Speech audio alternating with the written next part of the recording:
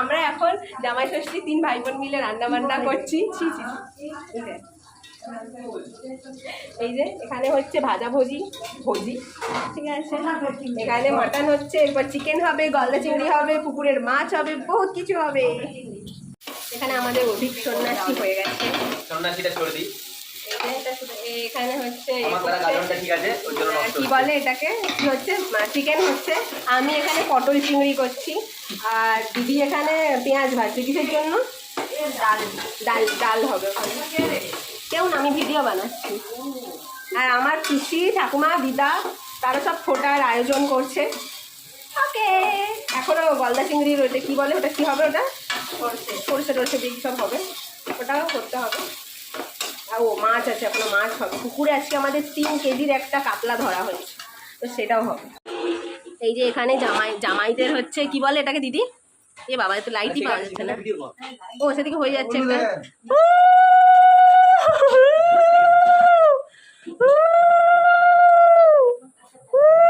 দিদা তাকাও, কি বাবা একটু হাসো, ভালো করে ফটো তোল ভাই, ভালো করে তাকালে তো ফটো তুলতে, এমনি ফটো তুলতে রেখে যাবে। হ্যাঁ এমনি বলা।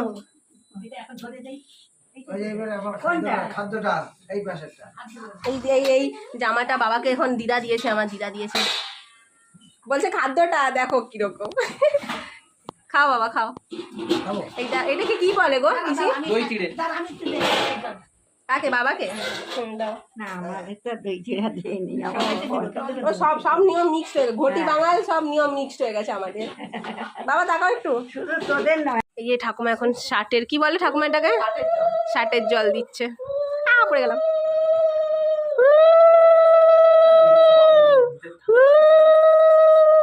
ওটা এটা বাড়ির সবাইকে দেওয়া যায়, শার্টের জল সবাইকে দিতে হয়। হাসিও পায়। একটু প্রণাম করে নাও। আর এই যে আমি এইবার দিদারা খেতে দিতে তাকাও, জামাই তাকাও একটু। ফাঁকা পাখাটা সরিয়ে দিলে কেন? ফাঁকা পাখা বলছি। আগে কি করতে? আগে তো ফোঁটা দিবে। পিসির সাথে দিদি ভাই ফটো এই দিক থেকে তোল, এই দিক থেকে, এদিকে এটা আছে না।